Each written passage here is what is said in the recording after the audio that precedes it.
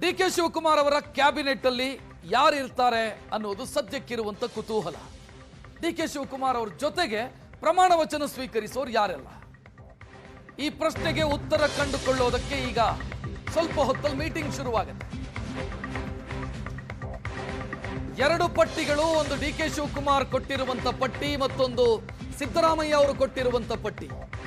ಮೂರನೇ ಪಟ್ಟಿ ಅದು ಎಐಸಿಸಿ ಅಧ್ಯಕ್ಷರದ್ದಾಗಿರುತ್ತೆ. ಪಟ್ಟಿ ಅನ್ನೋದಕ್ಕಿಂತ ತಮ್ಮವರು ಕ್ಯಾಬಿನೆಟ್ ಅಲ್ಲಿ ಇರಬೇಕು ಅಂತ ಅವರು ಬಯಸ್ತಾರೆ. ಮೂವರು ತಮ್ಮವರನ್ನ ಕ್ಯಾಬಿನೆಟ್ ಅಲ್ಲಿ ನೋಡೋದಕ್ಕೆ ಬಯಸ್ತಾರೆ.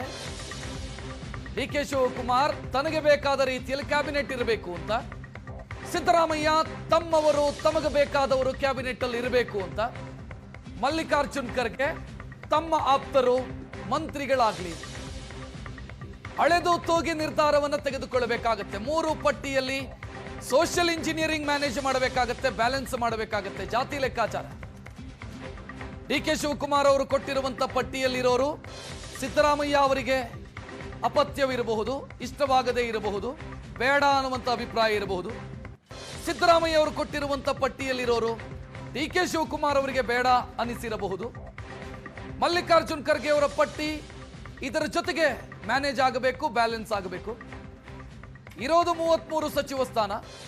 ಮೊದಲ ಹಂತದಲ್ಲಿ ಎಷ್ಟು ಜನ, ಎರಡನೇ ಹಂತದಲ್ಲಿ ಯಾರ್ಯಾರಿಗೆ ಅವಕಾಶ, ಉಪಮುಖ್ಯಮಂತ್ರಿ ಅವಕಾಶಗಳೇನಾದರೂ ಇದೆಯಾ, ಕೆಪಿಸಿಸಿ ಅಧ್ಯಕ್ಷರು ಯಾರಾಗ್ತಾರೆ, ಅದಕ್ಕೂ ಇಲ್ಲೇ ಕ್ಲಾರಿಟಿ ಸಿಗಬೇಕು. ಇಲ್ಲ ಅಂತಾದ್ರೆ ಕ್ಯಾಬಿನೆಟ್ನ ವಿಚಾರದಲ್ಲೂ ಕೂಡ ಯಾರೋ ಒಬ್ರು ಕೆಪಿಸಿಸಿ ಅಧ್ಯಕ್ಷರು, ಈಗ ಸತೀಶ್ ಜಾರಕಿಹೊಳಿ ಅಂತ ಅನ್ಕೊಳ್ಳೋಣ, ಅವ್ರು ಕ್ಯಾಬಿನೆಟ್ಗೆ ಬರಬೇಕಾ, ಕೆಪಿಸಿಸಿ ಅಧ್ಯಕ್ಷರಾಗಬೇಕಾ, ಅದು ಡಿಸೈಡ್ ಆಗಬೇಕು.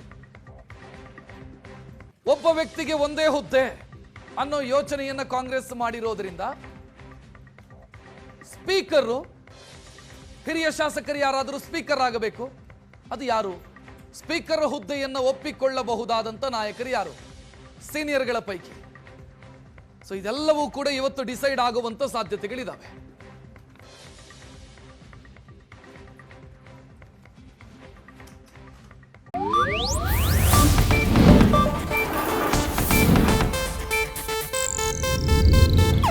ಇದು ಏಷ್ಯಾನೆಟ್ ನ್ಯೂಸ್ ನೆಟ್ವರ್ಕ್ ಪ್ರಸ್ತುತಿ.